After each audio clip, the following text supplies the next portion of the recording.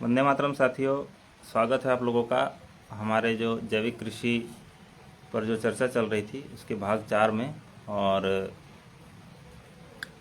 आप लोग कृपया इसको शेयर कर दें फटाफट, ताकि ये अधिक से अधिक लोगों तक पहुंच जाए अपनी बात और कुछ साथी जुड़ जाएं। तीसरे मिनट से जो है हम अपनी बात शुरू करेंगे, तो आप कृपया बाद में यदि ये वीडियो देख रहे हैं तो 3 मिनट के बाद आप स्किप करके 3 मिनट पार करके फिर ये वीडियो आप देख सकते हैं।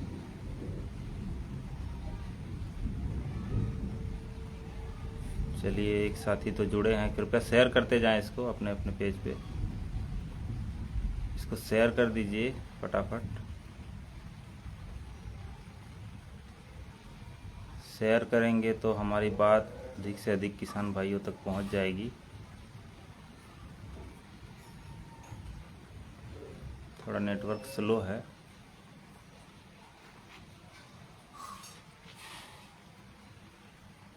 सांगवान जी का स्वागत है, बीरभान जी का। कैसे हैं ताऊ जी? इसको शेयर कर दीजिए ताकि ज़्यादा लोग जुड़ जाएं अपने।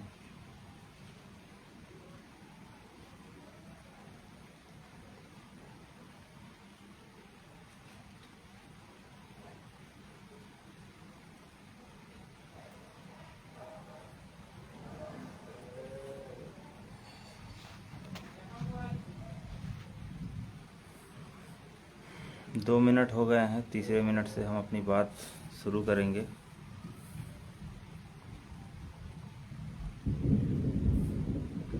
बहुत बढ़िया जो है, हमारे पुराने हमने जो 3 वीडियो डाले हैं, लाइव जो 3 हमने किया है, उसका अच्छा रिस्पांस आ रहा है। बहुत सारे फ़ोन आ रहे हैं अपने पास, बहुत सारे मैसेजेस आ रहे हैं किसानों के, साथियों के। बहुत सारी समस्याओं का समाधान जिनको चाहिए वो हमसे संपर्क कर रहे हैं लगातार, और उनको समाधान मिल भी रहा है। तो आपको भी यदि कोई भी समस्या कृषि में आ रही हो तो आप हमसे जुड़ सकते हैं। शेयर करते जाएं इसको। तीसरे मिनट होने को है, हम अपनी बात शुरू करेंगे। तो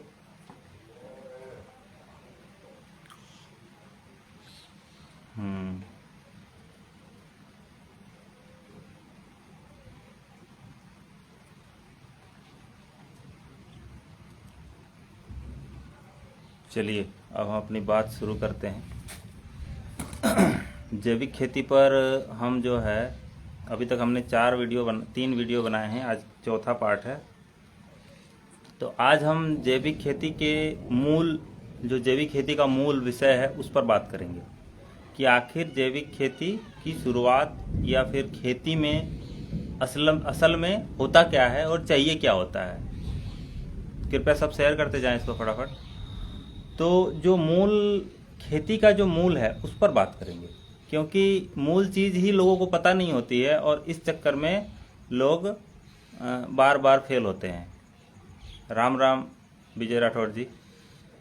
और क्या है कि खेती का जो सबसे मूल चीज़ है, इसमें समझना हमें क्या है, शेयर करते रहिए इसको सभी लोग। इसमें समझना क्या है हमको कि खेती में हम क्या करते हैं, हम एक बीज लगाते हैं और वो जो बीज है वो फिर अंकुरित होता है, प्रस्फुटन होता है, अंकुरित होता है, अंकुरित होकर पौधा बनता है, पौधा बन के फिर वो उसमें से फूल आते हैं, फल आते हैं, पत्तियां आती हैं, और उसमें से हमें कुछ मिलता है।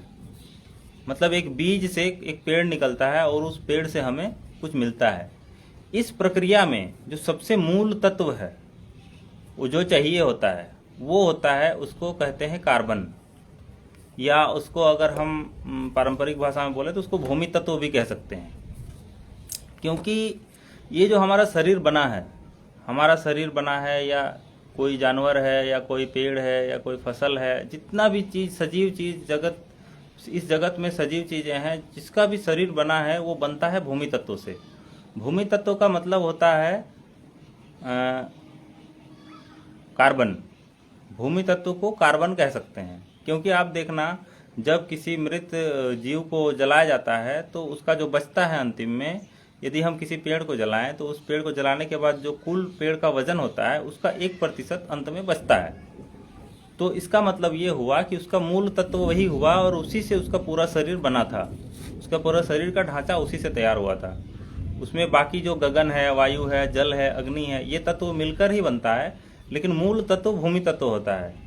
और अभी तक पूरे 9 वर्षों में जो हमने देखा और समझा देश भर में घूम के, और अपने जीवन में जो कृषि का जो अनुभव हमने 17-18 साल मैंने खुद से खेती की है, अपने जो अभिभावक के साथ, जो पिताजी के साथ खेती की है 16-17 साल, उनका जो हाथ बटाया है बीच बीच में, तो ये पूरा जो सिस्टम देखा मैंने और समझा, उसमें एक ही बात समझ में आई कि मूल जो चीज़ है वो है भूमि तत्व, कार्बन। कार्बन की कमी से ही सबसे अधिक समस्याएं आती हैं खेती में, क्योंकि खेती में पहला चीज़ क्या होता है कि जब हम बीज डालते हैं तो उसका पेड़ बनना या पौधा बनना होता है, तो उसका पौधा बड़ा होगा, उसका पेड़ बनेगा, तभी बनेगा जब मिट्टी में 1% कार्बन होगा। ठीक है, अब 1% अगर भूमि में कार्बन है तो आप जैसे ही आप देखना, जिस मिट्टी में गोबर अधिक डलता है, जिस मिट्टी में फसल का वेस्ट डलता है, जहाँ पर कचरा ज़्यादा, घास फूस ज़्यादा डलते हैं, सड़ता है या गोबर डलता है या जो भी चीज़ें डलती हैं जिससे मिट्टी पॉली रहती है, ऑर्गेनिक मैटर जहाँ रहेगा, वहाँ पर कोई भी बीज आप डालोगे तो बहुत तेज़ी से जो है वो पौधा ग्रोथ करता है। तो ऐसा क्यों होता है? क्योंकि वहाँ पर उसको भूमि तत्व पूरा मिला है, इसलिए वो तेजी से ग्रोथ करेगा। तो ग्रोथ का, किसी भी फसल के बढ़वार का सबसे मूल राज भूमि तत्व होता है। इस बात को आप लोग समझ लीजिए। कार्बन, अगर अभी की जो है भाषा में कहें, आधुनिक भाषा में, तो कार्बन कह सकते हैं। मतलब कार्बन ही मूल तत्व है। यदि कार्बन कम रहेगा खेत में तो आपकी फसल तेजी से नहीं बढ़ेगी, धीरे धीरे बढ़ेगी, उसमें बहुत सारे रोग भी लगेंगे, उसमें बहुत सारी समस्याएं भी आएंगी।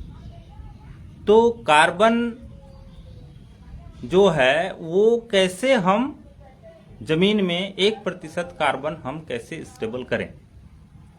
कई साथी कहते हैं, अभी एक साथी का हमारा पिछले वीडियो में कमेंट आया था कि जो है जमीन से कुछ नहीं लेता है पौधा, सब वातावरण से लेता है। मानते हैं, लेकिन जमीन से अगर कुछ भी नहीं लेता है तो जमीन में क्यों लगा रहे हो?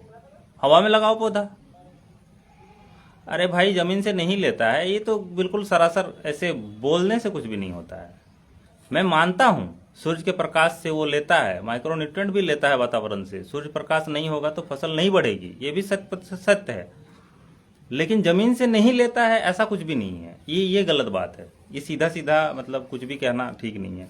ऑर्गेनिक मैटर जिस जमीन में कम रहेगा उस जमीन में पौधा स्लो ग्रोथ करेगा ही। और आज पूरे देश भर में आप देख लीजिए, किसी भी खेत में जाइए तो उसका और जो कार्बन परसेंटेज है वो मात्र 0.2 से शुरू होकर 0.5 तक अटक जाता है। उससे ज़्यादा कार्बन आपको नहीं मिलेंगे खेतों में। जिन भाइयों ने बहुत ज़्यादा गोबर डाला है, जिन भाइयों की कम खेती है, गाय गौवंश घर में ज़्यादा है और गोबर डालते हैं ज़्यादा, फसल का जो कचरा है वो डालते हैं, घास फूस जो उगता है खेत में उसको बार बार खेत में मिलाते हैं, हरी खाद करते हैं, उन भाइयों के यहाँ थोड़ा सा कार्बन का प्रतिशत 0.5% से ज़्यादा मिला है। किसी किसी के यहाँ 0.6, 0.7 तक ही मिला है। बहुत रेयरेस्ट ऐसे 1-2 लोग किसान हैं जिनका कार्बन प्रतिशत 1 तक गया है, बहुत रेयर होते हैं वो। तो पहला चीज कार्बन है। कार्बन अगर आपके खेत में है पूर्णतः, तो फिर आपकी पहली सीढ़ी आप पार कर गए। ये पहली सीढ़ी है, क्योंकि शुरुआत यहीं से होनी है। तो कार्बन के लिए हमें करना क्या है, ये पहले समझते हैं। कार्बन कहाँ से मिलेगा खेत को कार्बन मिलेगा किसी भी जैविक कचरे से। जैसे आपका गेहूं का भूसा हो गया, गेहूं काट के ले आए, गेहूं का भूसा खेत में दबा दिए। धान काट के ले आए, धान का भूसा खेत में दबा दिए। कोई भी फसल सब्जी की उगाई तो बाकी जो लत बेल वगैरह बचे वो खेत में वापस भेज दिए। ज्वार, बाजरा, रागी, जितनी भी फसलें हैं, कोई भी फसल हम जब लेते हैं तो वो जो उसका पूरा शरीर बना हुआ है कार्बन से, उस शरीर को वहीं पर छोड़ना है हमें। हमें उसको घर में केवल ज़रूरत के इतना लाना है। ये नहीं कि गेहूं हमने उगाया और गेहूं उगाने के बाद जो है उसका भूसा जो है पूरा उठा लिया, गेहूं काट के ले आए, फिर भूसा का कोई और उठा लिया, उसके पैसे मिल गए तो वो हार्वेस्टिंग का खर्चा निकल गया। ऐसा नहीं करना है। हार्वेस्टिंग के खर्चा के चक्कर में आप अपने ज़मीन को खाली करते जा रहे हो। ये मैंने हरियाणा में अभी देखा कि किसान क्या करते हैं, हार्वेस्टिंग का खर्चा निकालने के लिए सारा जो है भूसा गेहूं का वो उठा के और बेच देते हैं।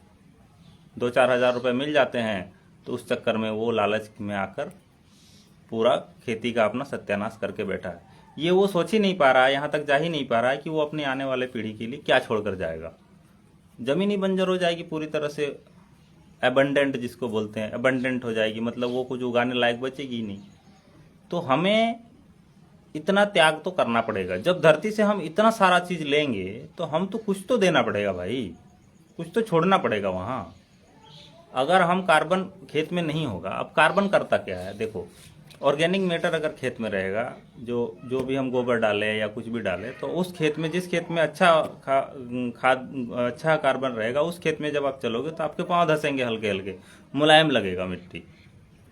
उस खेत में आपका जो है सौरांध्र रहेगा, उस खेत में आपको पानी कम डालना पड़ेगा, क्योंकि जब ऑर्गेनिक मैटर नीचे रहेगा तो कोई भी कचरा जो है, कोई भी ऑर्गेनिक मैटर, जैसे मान लो कि ये एक टुकड़ा ले लिया, ये सूखा हुआ टुकड़ा है, इसमें जैसे ही पानी मिलेगा तो पानी को ये सोख के रखेगा। तो पानी को जब ये सोख के रखेगा तो ये कब रिलीज करेगा, ये धीरे धीरे रिलीज करेगा। तो धीरे धीरे जब ये पानी को रिलीज करेगा तो पानी के साथ साथ और भी कुछ ये सोख के रखेगा, कुछ खाद सोख के रखेगा, कुछ माइक्रोन्यूट्रिएंट सोख के रखेगा, तो उसको भी रिलीज करेगा। उसके बाद इसमें जो है हमारे जो जीवाणु हैं, जितने भी जीवाणु हमको चाहिए होते हैं खेती में, जितने भी जीवाणु होते हैं वो ऐसी जगह पर ही अपना घर बनाते हैं, क्योंकि ये उनके लिए सुरक्षित होता है। यहाँ उनको मॉइस्चर मिलता है, यहाँ से उसको खाना ग्लूकोज मिलता है, इसलिए ये जो ऑर्गेनिक मैटर है उसमें ही अपना घर बनाते हैं। इसलिए कार्बन की सबसे ज़्यादा ज़रूरत है। तो कार्बन पर काम करना पड़ेगा पहला आपको।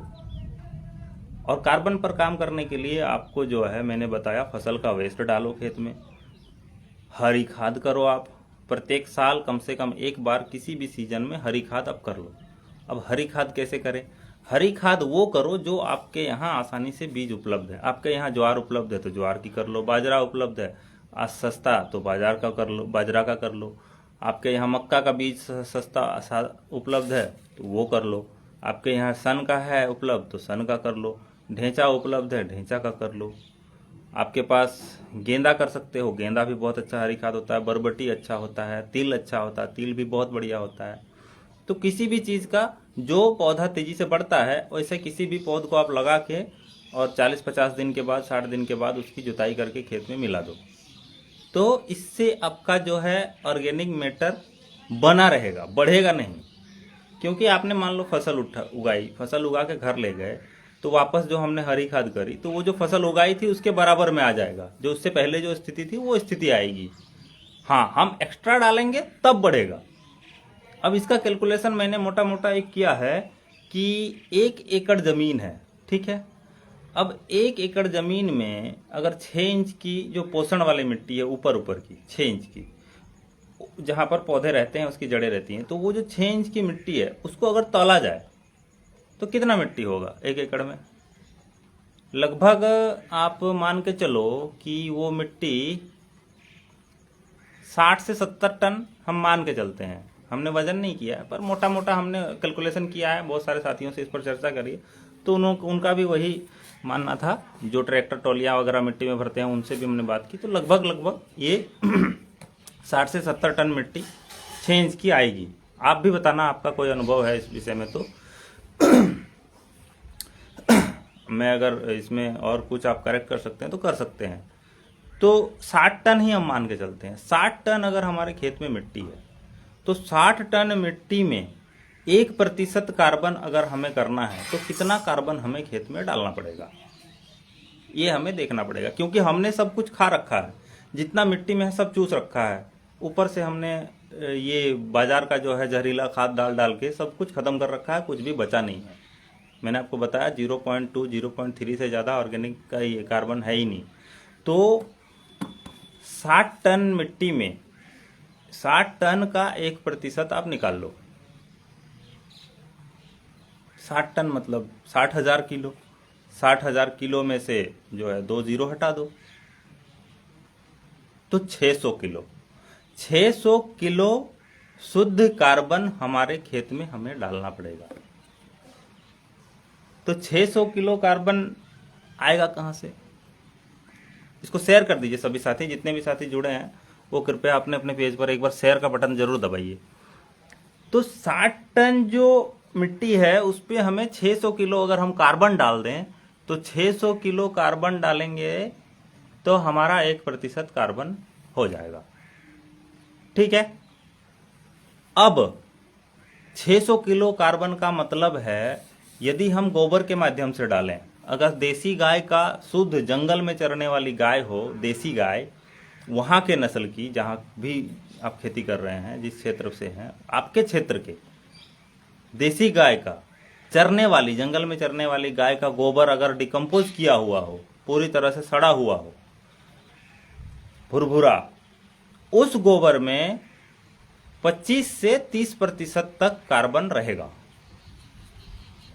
आप ध्यान रखना, अगर घर में खड़ी गाय है, घर में खड़ी रहती है गाय, और अगर आप उसको चारा भूसा देते हो, सूखा चारा खिला रहे हो, दाना खिला रहे हो, उस गाय की मैं बात नहीं कर रहा हूं। उस गाय के गोबर में आपको मैक्सिमम 10%, 8% से ज़्यादा नहीं मिलेगा। मेरा अंदाजा है ये, हमने कभी ना आपके देखा नहीं, क्योंकि उसमें कुछ रहता नहीं है। मैंने देखे हैं इतने बड़े बड़े उपले बनाते हैं उधर हरियाणा की तरफ, वो उपले ऐसे कुछ नहीं रहता, उपलों में बहुत हल्का रहता है। हमारे यहाँ के उपले में आपको दिखाता, अभी यहाँ है नहीं, वो उपले आप देखोगे तो इतने पतले पतले हैं, लेकिन इतने हार्ड और वजनदार होते हैं, क्योंकि उसमें ठोस होता है। और जो घर में बंधी हुई गाय होती है या भैंस होती है, तो उनमें ठोसपन होता नहीं है, वो तो बिल्कुल बेकार सा होता है। तो मैं देसी गाय की बात कर रहा हूँ, और चरने वाली गाय की, जो दिन भर चर के आती है। तो उस गोबर में अगर 25% कार्बन है, मान के चलते हैं, तो 25% कार्बन मतलब 1 क्विंटल गोबर में आपको 25 किलो कार्बन है। हमें कितना चाहिए? 600 किलो। 600 किलो कार्बन के लिए हमें कितना जो है चाहिए होगा? तो 4 क्विंटल गोबर में 1 क्विंटल हमें कार्बन मिलेगा, मान के चलते हैं। ठीक है। तो 4 क्विंटल गोबर में 1 क्विंटल कार्बन मिलेगा, तो हमें 400 क्विंटल गोबर में 100 क्विंटल कार्बन मिलेगा।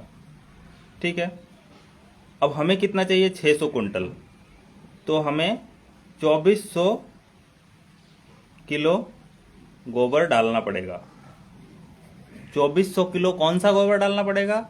बिल्कुल सड़ा हुआ भुरभुरा चायपत्ती जैसा, जो पूरी तरह से डिकम्पोज हुआ पुराना गोबर, ऐसा नहीं कच्चा गोबर नहीं, जो सबसे 1 साल 2 साल पुराना गोबर है, या फिर जीवाणु खाद डाल के, या फिर गोबर गौमूत्र गुड़ डाल के, अगर उसको कैसे भी करके, छाछ डाल के, गौमूत्र डाल के, कैसे भी करके उसको पूरी तरह से डिकम्पोज हुआ होना चाहिए।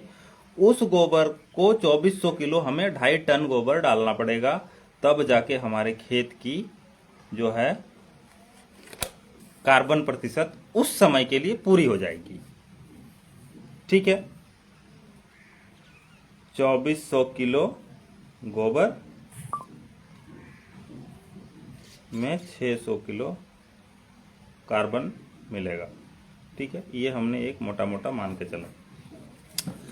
तो अब 2400 किलो गोबर, अब आप देखिएगा यहां पर खेल, अगर वो गाय आपके घर में बंधी रहती है, अगर आप उसको सूखा चारा खिलाते हो, अगर आप उसको दाना खिलाते हो, तो उस गाय का गोबर में अगर 10% कार्बन मान के चलते हैं हम, तो 1 क्विंटल गोबर में 10 किलो, यानी 10 क्विंटल गोबर में 100 किलो आपको कार्बन मिलेगा। यानी हमको वो वाला गोबर कितना डालना पड़ेगा? 6000 किलो, 6 टन हमें डालना पड़ेगा, जो है बंधी गाय का, बंधी गाय या भैंस का, और चरने वाली का। ठीक है।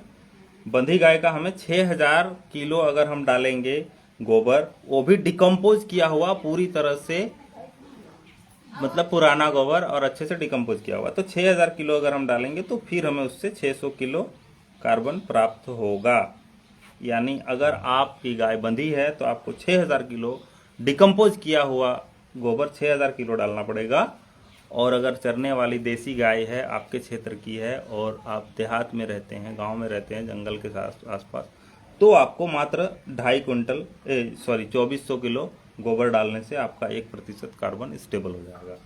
ठीक है, ये हम मान के ही चल रहे हैं, ये सब, ये कोई भी फिक्स नहीं है। आप अपने हिसाब से कैलकुलेशन को और आगे पीछे कर सकते हो। तो हमने ये जो गोबर हम डालेंगे, अब बात क्या आती है कि गोबर डालने के बाद कार्बन तो हमारा 1% हो गया। अब हमने लगा दी उसमें फसल। अब जब हमने उसमें फसल लगाई और वो फसल जब तैयार हो गया, तैयार होने के बाद उस फसल को जब हम काटते हैं, तो काटने के समय यदि हमने दोबारा जो वहां से निकाला है वो नहीं डाला तो फिर हमारा कार्बन प्रतिशत कम हो जाएगा। ऐसे ही करके हमारे खेती बर्बाद हुई है। क्योंकि हमने क्या किया, हमने लालच में आकर सब कुछ घर ले आने लगे। जमीन में जो भी होगा सब समेट के घर ले आओ। कुछ जलावन कर लिए, कुछ चारा में आ गया, कुछ बेच दिए चारा के रूप में।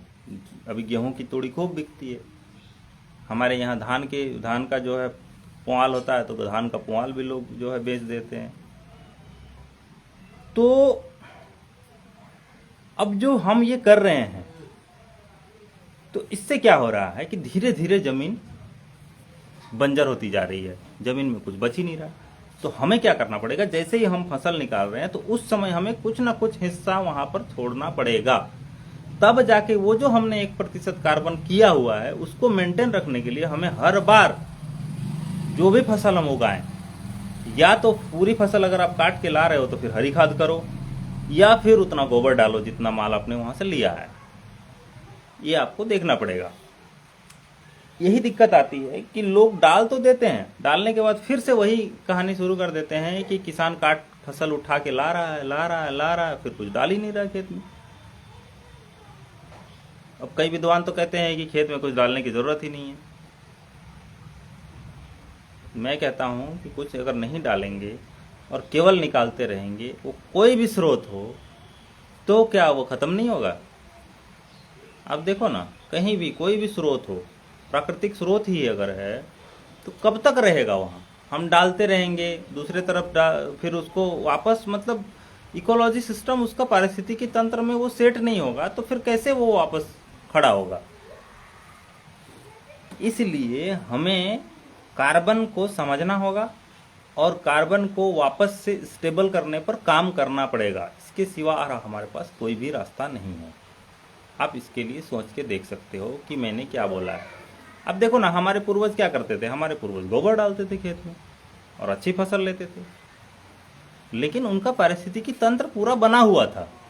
उनके खेत में जीवाणु भरपूर थे, उनका खेत में जो है सौरांध्र था, सारा जो है पानी नीचे, अधिकतर पानी जो बारिश का है वो नीचे ज़मीन के अंदर रहता था, जाता था। जल का स्तर अच्छा था, नीचे नमी बनी रहती थी, मिट्टी मुलायम थी। आज मैं अभी बताऊं आपको, अधिकतर क्षेत्रों में ये स्थिति हो गई है कि जो मिट्टी जब जुताई होती है खेत में, हमारे यहाँ तो अभी 40 HP तक का ट्रैक्टर आराम से चल जाता है। जब जुताई होती है, मैंने देखा है, ये जबलपुर में ही देखा है कि उसके जो ढेले निकलते हैं, वो ढेला पत्थर से भी ज़्यादा कड़हाड़ होता है। जोहार भाई साहब, जोहार। शेयर कर दीजिए फटाफट इसको, सभी साथी अपने अपने पेज से शेयर कर दीजिए वीडियो को, ताकि ज़्यादा से ज़्यादा लोगों तक हमारी बात पहुंच पाए। आज हम मूल तत्व पर बात कर रहे हैं, क्योंकि मैं चाहता हूं कि एक एक चीज़ को अच्छे से बात करी जाए, ताकि सभी को चीज़ें समझ में आए और सुधार पर कैसे काम करना है इस पर बात हो, मूल चीज़ पर बात हो। मैं तो मूल की बात कर रहा हूँ, मैं इधर उधर की बात करने की कोई बात ही नहीं। तो हम बात कर रहे थे कार्बन का।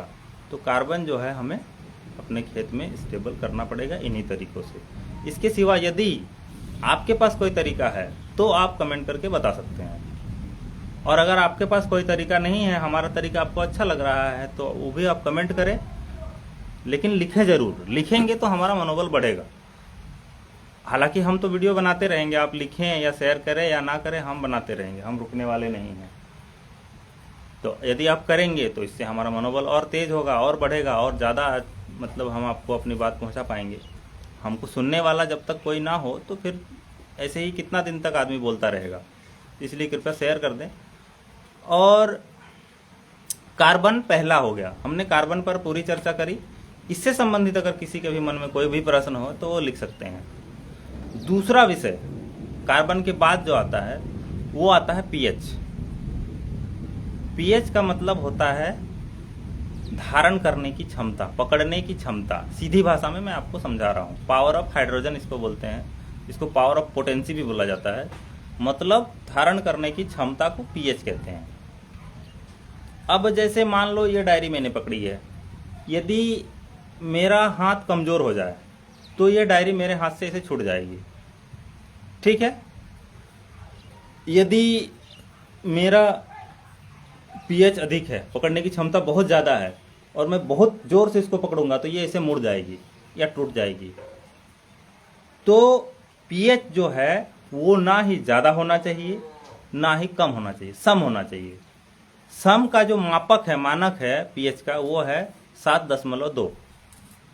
ऐसे नॉर्मली 6.5 से 7.5 का पीएच को नॉर्मल माना जाता है और 6.5 से 7.5 जो पीएच है वो जिस जमीन की होगी वहां पर खेती सबसे बढ़िया होगी।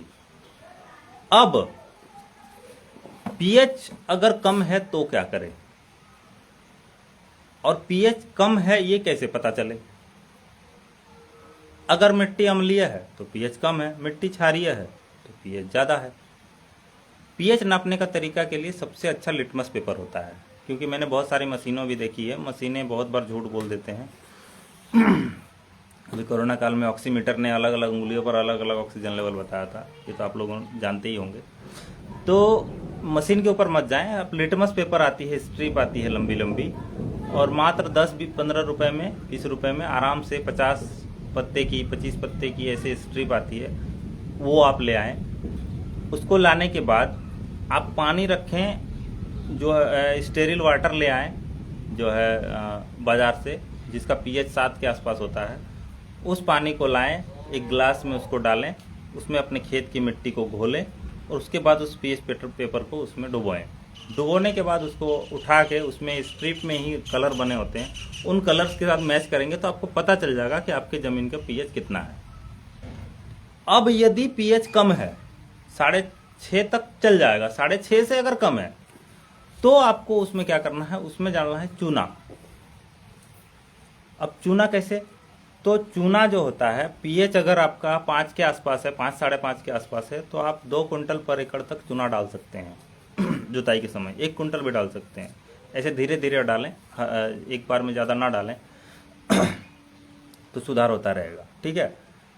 तो पीएच को सुधारने, पीएच को ऊपर ले जाने के लिए हम चूना का प्रयोग करते हैं। अब जो उत्तर भारत में इस तरफ का जो क्षेत्र है, जो रेतीला इलाका है, अपना हरियाणा हो गया, पंजाब हो गया, ये अपना राजस्थान, गुजरात, इस तरफ पीएच हाई रहता है। और ये जो यूपी का क्षेत्र है, इधर थोड़ा पीएच कम रहता है, एसिडिक ज़मीन है इधर। एक आध जगह तो मैंने कितना 5 के आसपास पीएच देखा था। ऐसे एसिडिक ज़मीन कम है, अल्कलाइन ही ज़्यादा है, क्षारीय ज़मीन ज़्यादा है। तो अब पीएच अगर ज़्यादा हो जाए तो क्या करें। पीएच ज़्यादा होने पर हम क्या क्या डाल सकते हैं, हम फिटकरी का पानी डाल सकते हैं। उसके बाद हम डाल सकते हैं एसिडिक चीज़ें हो गई, अपना गुड़, गोबर, गौमूत्र को एक करके फिर उसको जो है 10 लीटर वो जीवामृत वगैरह बना के, बिना बेसन वाला बनाए, लेकिन बेसन ना डालें। बेसन के जगह पर आप मक्के का आटा ले सकते हैं, बाजरे का, ज्वार का आटा ले सकते हैं। बेसन ना ही डालें तो ठीक है, क्योंकि बेसन को लेकर बहुत सारी समस्याएं मैंने देखी है, मैंने अपने आँख से देखी है, दूसरे के कहने की बात नहीं है। तो आप क्या करें, आप अमृत जल बनाएं, सजीव जल बनाएं, जीवामृत बनाएं, कुछ भी बनाएं, लेकिन इसको बना के आप डाल सकते हैं अधिक से अधिक मात्रा में। उससे पीएच डाउन जाएगा, क्योंकि उसका जो पीएच है लगभग 5 के आसपास होता है। आप बायो एंजाइम्स बना सकते हैं, जैव रसायन, उसका पीएच होता है 3-3.5 के आसपास, उसका आप 10 से 20 लीटर प्रति एकड़ के हिसाब से डाल सकते हैं। छाछ का पीएच 4 के आसपास होता है, छाछ को आप सड्रस बना के डालें। सड्रस बना के डालेंगे तो उसका भी विधि अगर आप लोग कमेंट करेंगे तो मैं बता दूंगा अगले वीडियो में। देखिए, कोई भी बात मैं बता रहा हूँ तो उससे संबंधित कोई भी प्रश्न हो तो ज़रूर कमेंट करें, फिर मैं उसको नोट करके और फिर अगले वीडियो में उसका जवाब दे दूंगा। तो आप जो है सड्रस का प्रयोग कर सकते हैं। सड्रस के बाद आगे आइए, आप बायो एंजाइम हो गया, सड्रस हो गया, गौमूत्र भी डाल सकते हैं। गौमूत्र का पीएच भी 4 के आसपास होता है खेत में, तो इनकी मात्रा है 200 से 500 1000 लीटर तक एक बार में आप चला सकते हैं। मतलब ऐसे नहीं चलाना है भाई, ऐसे डायरेक्ट नहीं चलाना है, इस बात का भी ध्यान रखिए। कोई भी एसिडिक चीज़ आप सीधा नहीं चलाना है, उसको पानी सिंचाई जल के साथ ही चलाना है, क्योंकि अगर उसमें फसल होगी तो फसल को जला देगा। आप देखना, थोड़ा सा छाछ डाल के किसी भी पौधे में, वो छाछ जो है पूरा पौधा को ही जला देता है। उसको 10% से ज़्यादा मत डालना, 10% क्या, 2-4% ही डालना है। जैसे मान लो कि आप 20 लीटर छाछ आपको डालना है तो उसको 400-500 लीटर पानी में मिला के डालो, या फिर सिंचाई जल के साथ जाने दो, धीरे धीरे वो मिलता जाएगा, जाता जाएगा। तो ऐसे करके जो है हम पीएच को कम कर सकते हैं। हमने सीखा पीएच को ऊपर ले जाने का तरीका, हमने सीखा पीएच को नीचे लाने का तरीका। इसमें जिप्सम भी कई साथी प्रयोग करते हैं, 2-4 कुंटल हर साल हर फसल के पहले जिप्सम डालते रहेंगे तो उससे भी पीएच नीचे आता है, अगर ज़्यादा है तो नीचे आता है। अरे यार, ये तो बहुत ही कम हो गए, 5 ही लोग बचे हैं, शेयर कर दो दादा। अच्छा, शाम का समय है, सभी लोग काम में भी जाएंगे। चलो, तो पीएच को नीचे लाने का और ऊपर ले जाने का भी जो तरीका हमने सीख लिया, ठीक है। अब एक ऐसी चीज है जो अकेले पीएच को ऊपर या नीचे ला सकती है, मतलब वो पीएच को बैलेंस रखती है, और वो है तुलसी। खेत में तुलसी का अगर हम पौधारोपण करेंगे, खेत के मेड़ में हम चारों तरफ यहाँ वहाँ तुलसी जरूर लगाएं। आप लोग तुलसी लगाएंगे, उससे क्या होगा, उसके बीज जो है, जब बीज झड़ते हैं तो वो खेत में फैलेंगे, फिर वहाँ पौधा उगेगा, फिर वो मिट्टी में मिलेगा, तो वो भी बहुत अच्छा काम करता है। तुलसी जो है पीएच को, अगर पीएच हाई है तो उसको कम कर देगा, अगर कम है तो उसको ऊपर ले जाएगा। तुलसी आपका पीएच को बैलेंस करने का काम करता है। या ऐसे आप तुलसी की खेती भी कर सकते हैं। तुलसी के जो है मालाएं वगैरह बनती है और उसके पत्ते भी बहुत काम के होते हैं, और इसका मार्केटिंग भी शायद अच्छा ही होता है। तुलसी का पत्तों का भी मार्केटिंग होता है सूखा उगा के। तो आप तुलसी लगा सकते हैं। तुलसी जैसे एक लाइन तुलसी लगा दी, 2-4 लाइन सब्जियां लगा दी, या फसल जो भी लगाई है बीच में, यहाँ वहाँ आपको तुलसी लगानी चाहिए, अगर पीएच आपका बहुत ज़्यादा है या कम है तो, पीएच को मैनेज करने के लिए, ठीक है। ये हमने आज सीखा कि कार्बन कैसे हमें मेंटेन करना है, कार्बन को कैसे बढ़ाना है अपने खेत में, और बिना कार्बन के हम खेती के बारे में सोच भी नहीं सकते हैं।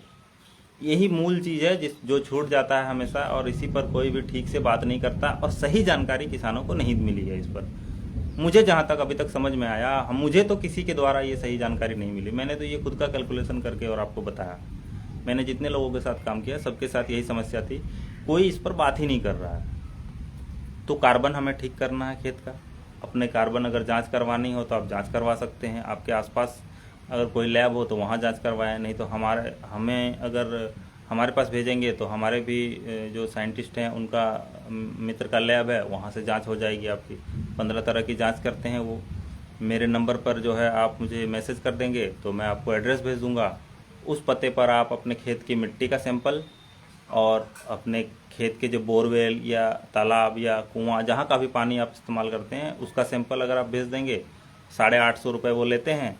दोनों पानी और मिट्टी का पूरा जांच रिपोर्ट वो 10-15 दिन के अंदर आपको भेज देंगे।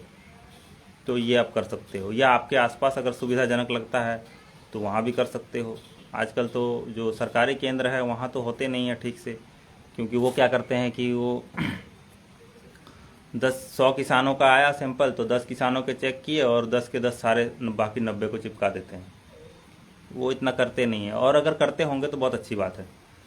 आपको अगर विश्वसनीयता है तो आप वहाँ से करवा लें। तो कार्बन की बात हमने की, पीएच की बात हमने की, और एक चीज़ छूट रहा था वो है EC, electric conductivity. Electric conductivity अगर बहुत कम है तो भी दिक्कत है, बहुत ज़्यादा है तो भी दिक्कत है। जैसे विद्युत तरंग अगर तेज होगी तो वो ज़्यादा फायर करेगा, और स्लो होगी तो करंट पहुंचेगा ही नहीं। विद्युत चालकता उसकी जो है बहुत नॉर्मल जो है वो होनी चाहिए। और इसको ठीक करने का काम एक ही चीज़ करता है, वो है सोडियम। और सोडियम है समुद्री नमक में। यदि आपके विद्युत चालकता कम या ज़्यादा है तो आप थोड़ा बहुत नमक का पानी सिंचाई के साथ एक बार चला देंगे, थोड़ा बहुत, बहुत ज़्यादा नहीं। मतलब आप 200 लीटर में 500 ग्राम नमक घोल के और सिंचाई के साथ चला दीजिए पूरे खेत में, तो आपका विद्युत चालकता सही हो जाएगा। इससे ज़्यादा नहीं चलाना है, एक ही बार चलाना है बस। तो हमें यही सब करना है भाई। शेयर कर दे सभी साथी इसको, ताकि ज़्यादा साथी अपने देख ले। तो फिर हमने बात करी कार्बन की, हमने बात करी विद्युत चालकता की, हमने बात करी पीएच की। तो पीएच, इसी और कार्बन से संबंधित आपके कोई भी प्रश्न हो तो वो ज़रूर हमें कमेंट करें। इसके अलावे भी खेती से संबंधित कोई भी प्रश्न हो, आप कर रहे हैं खेती, वर्षों से कर रहे हैं, 1 साल से कर रहे हैं, करना चाहते हैं, तो हमें कमेंट करें, उसको लिखें। जो भी आपको खेती से संबंधित बात है वो आप कमेंट जरूर करें और हमसे जुड़े। और आप लोग जो है 36 मिनट हो गए, बहुत लंबी वीडियो लोग देखते नहीं हैं, तो आज हम इतनी बात करेंगे। आगे के लिए आप लोग जुड़े रहिए और लगातार हमारे साथ बने रहें। आप लोग आए लाइव में और अपने इतना समय, अपना कीमती समय दिया, उसके लिए आप लोगों का बहुत बहुत धन्यवाद। फिर हम कल मिलते हैं इसी समय, या देख लेंगे जैसा समय बचेगा। बाकी तब तक के लिए सभी को वंदे मातरम, जय जोहार।